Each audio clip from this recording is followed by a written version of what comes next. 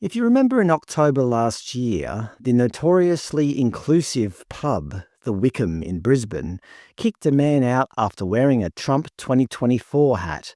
This iconic Queensland hotel is inclusive of everyone who walks through its doors, provided they hold the correct political beliefs. Yes, the irony is not lost on me.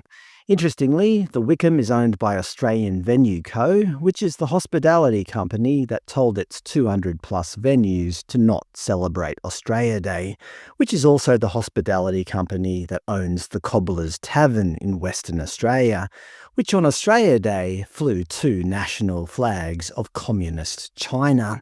All hail our true leaders. Noting that Australian Venue Co. is owned by a Hong Kong-based investment firm. To be fair to the pub, they did post on their Facebook page, "We would like to clarify that the flags were hung without our knowledge or permission. They were promptly removed by our staff." Anyway, inclusive pubs not being very inclusive towards Trump supporters are in the news again, this time in the beachside suburb of St Kilda in Melbourne. Man threatened with eviction from St Kilda restaurant after wearing MAGA hat to venue.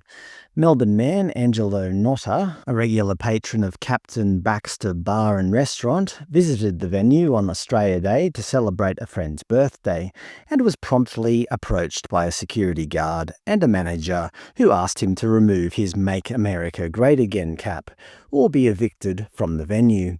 In a radio interview, he said, "I was just told to remove the hat because it was enticing political violence. I spend a lot of money there on food and drink, and this is the way they treat a regular patron?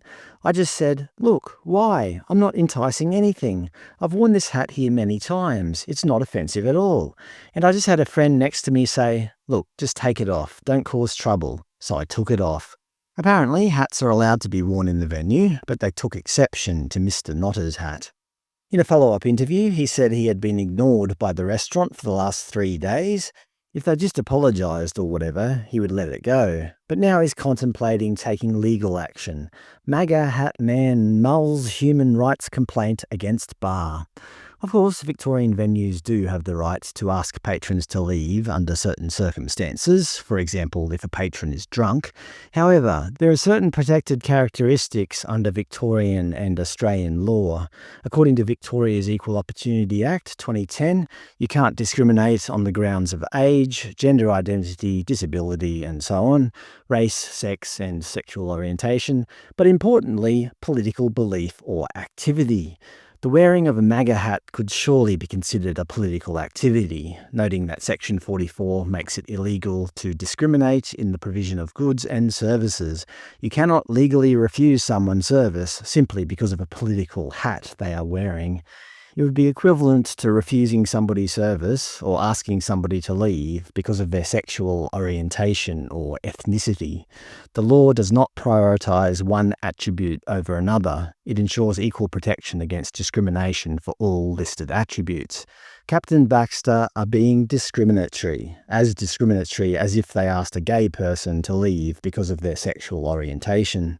Surprisingly, or not, on their website, Captain Baxter clearly displayed the flags, the Aboriginal flag, the Torres Strait Islander flag, and the LGBT Pride flag.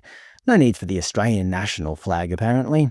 Of course, there's the obligatory Captain Baxter acknowledges the traditional custodians of the land on which we reside.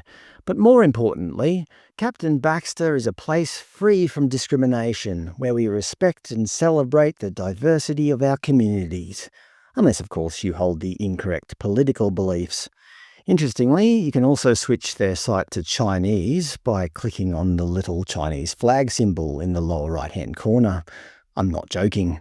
But to be fair to the pub, they're only doing what they're allowed to get away with. They're just acting in line with the example set by the local council, the city of Port Phillip. You might imagine that a local council just deals with garbage collection and the maintenance of roads and parks and so on.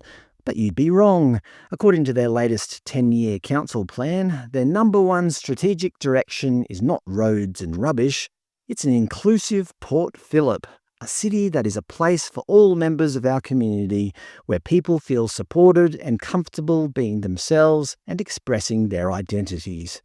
I would argue that every council in Australia is inclusive of everyone. After all, as long as you pay your rates, which council wouldn't want you? They all want more ratepayers, don't they? Which leads me to believe the only reason they bang on about all this diversity is for the purposes of virtue signalling. More examples. This is the council's newsletter called Diversity, I guess because of all the people who go diving there.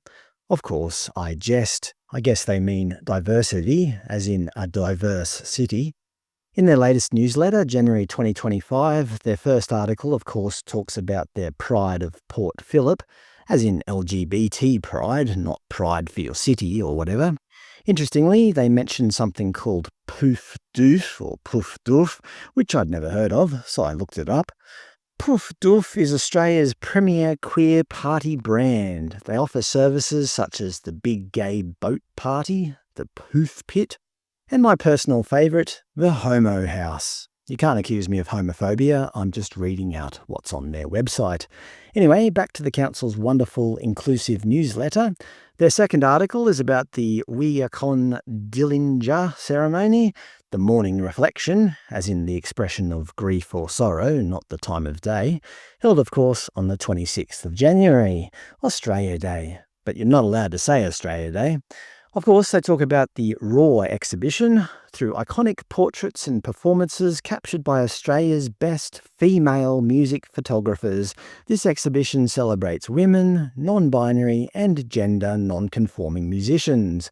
No need to talk about males, of course. We barely have any of them in Australia.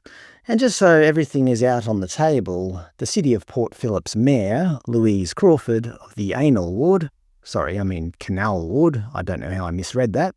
I think I've been looking at too much poof doof. Is indeed female. For example, yesterday she spent her day raising the transgender and pride flags to show you just how inclusive she really is. Interestingly, Victorian Premier Jacinta Allen somewhat agrees with me, having come out in support of Mr Notta's right to wear a MAGA hat. She said that people should be free to wear whatever hat they like, as Victorians have freedom of expression. Yes, welcome to diversity, the city that accepts everyone, except those pesky right-wingers. Inclusion is only good when we only include people who agree with us.